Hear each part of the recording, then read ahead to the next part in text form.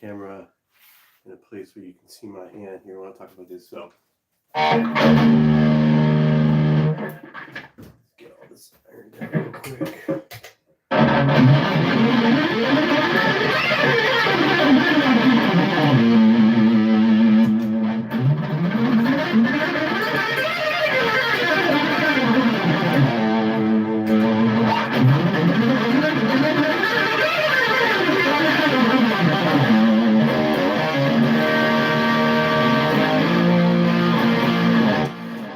All right, so just a little bit about speed picking, because this is definitely the question I get the most, because it's more or less what I'm kind of known for here in Dallas or whatever.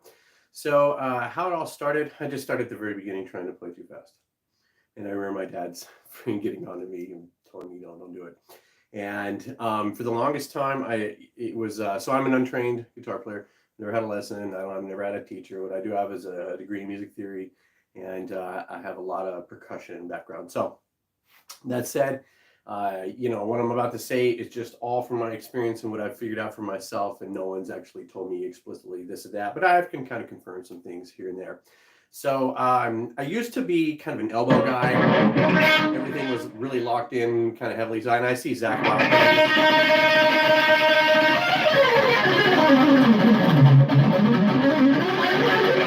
Kind of hard for me to do that now unless I'm sitting down.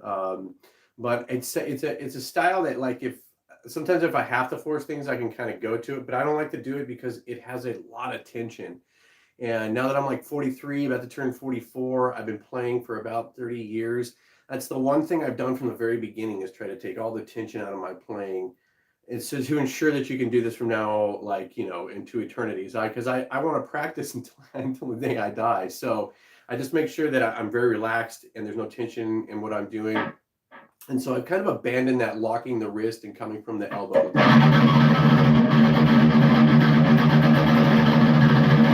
It's, sometimes you're going to do it for that kind of a sugar step. So my speed picking kind of happens in what I would call a couple of different places. Now, the textual term speed picking is subjective, but if I'm going to kind of map it out in terms of like tempos, it seems like the kind of 120 to 170 area is kind of best served between what I call the scalpel motion, a little bit of the wrist motion, a little bit of elbow and shoulder, and a little bit of that locked feeling.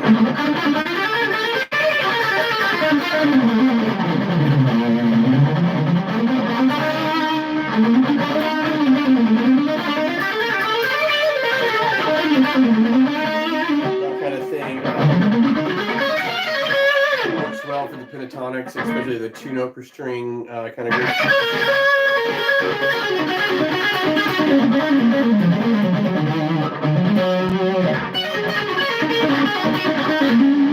But anyways, in that kind of tempo,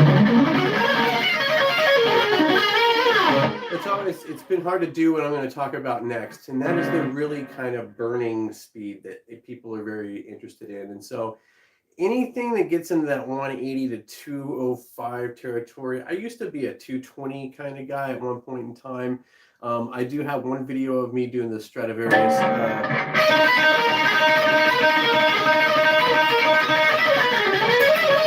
That thing, I did it at 203, and that is just burned the whole time. So that's kind of my limit now, is that 203, 205 ceiling. And anything above that is really hard to make sense of if you're going to keep on going. And I'll get to that in just a second.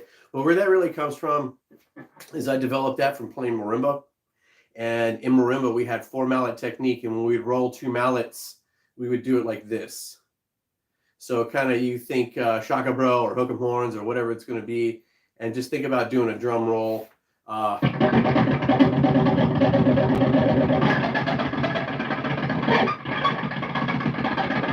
of like that. And I took that motion and I transferred it into the pick, and I saw Eddie do this. And he pulls his hand way off the fretboard.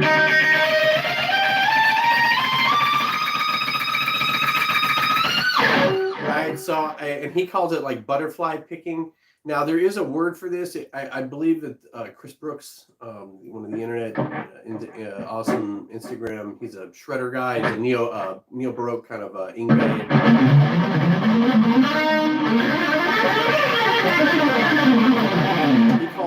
ulnar, and that's where the real burn is like you kind of get these patterns memorized, and it's hard to kind of do one note per strings with them. It just depends on what the pattern is, but this is where the real burn speed is in that motion there, and you just kind of transfer it into the pick. And I'd say the higher your guitar is, the harder to do. That's why you kind of see me struggling right here. I usually do it with my Ibanez, which I'll throw on here and demonstrate in just a second. But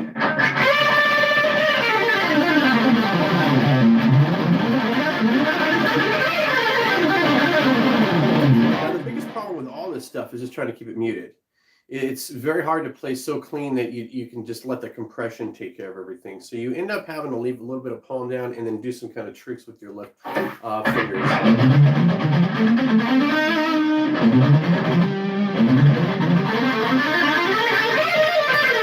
And now there's the upstroke issue. Do you start everything on a downstroke, an upstroke, and this kind of stuff? So I would say you do both.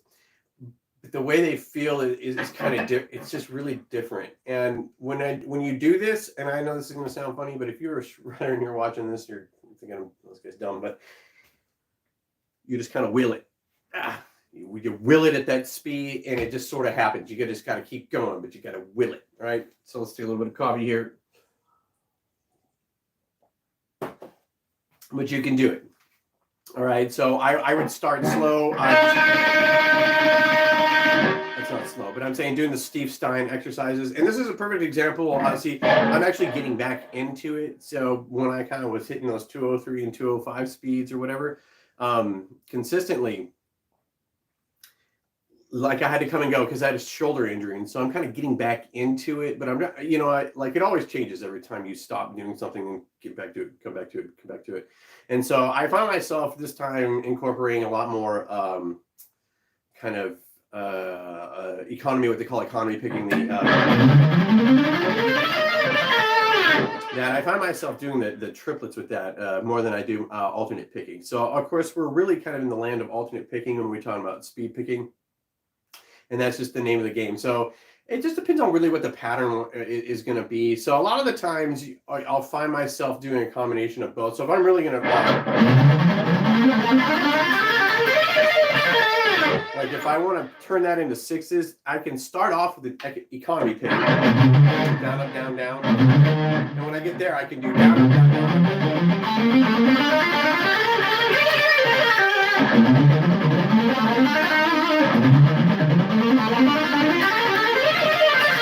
Or I could just do up, down, up. And so you start to think about how these patterns are going to be and affect you. But like, because you're really dealing with a lot of alternate picking here. So you have to be very comfortable putting that downbeat on the upstroke at some point in time, and you just have to kind of look at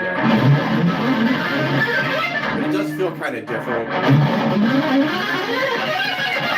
You started on that upstroke, but you just got to do it. Yeah, I don't know. It just kind of comes out easier. But that's all ulnar picking. Anything like that, everything else is going to come from the scalpel picking like Eric Johnson does. Or the just with the wrist and the shoulder. I try to really stay away from locking the elbow and getting any kind of tension in the elbow. That way you can just kind of stay strong and play forever. Now I'm just going to improvise over something. Here's something in C minor. I'm down a half step.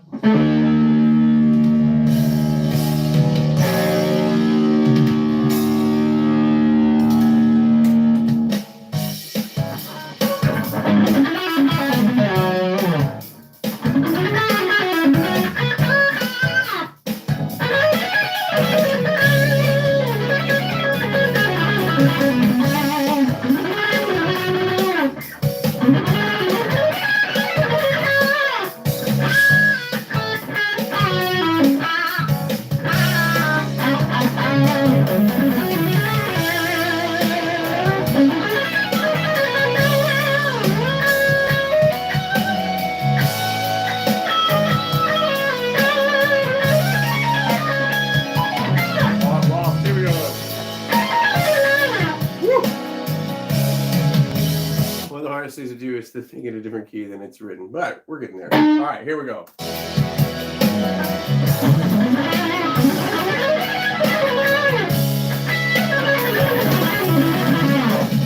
All right, so there's a really good example of that. Like in the pentatonic realm here, if I get into the hexatonic version,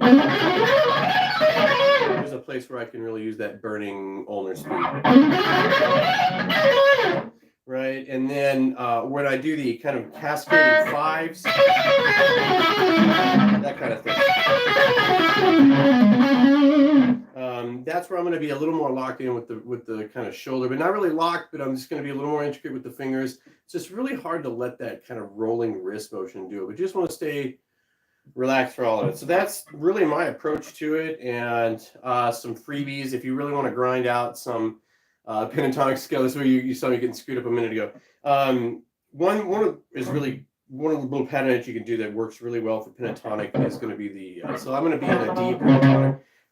Keep in mind my guitar's already down a half step, so I've got. I can actually start down 2 frets below that, and I can just kind of do this even pattern when I go 8, 10, 12, 8, 10, 12. Move that up an octave. 8, 10, 12, move it up an octave.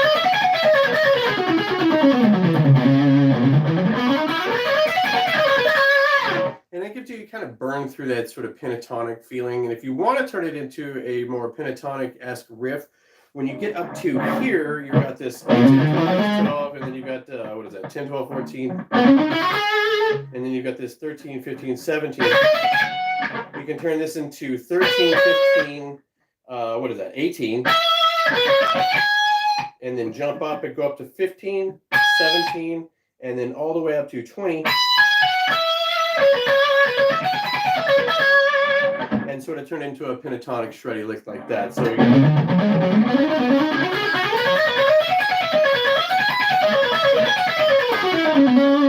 and you can do some really fast, kind of just cool, shreddy stuff with that. And it's really good, easy to do.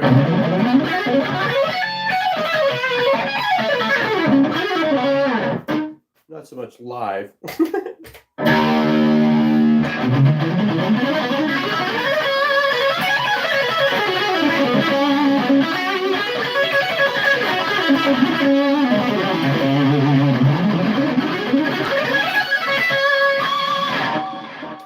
Awesome. Everybody always be excellent to each other and partying on. I'll be back later.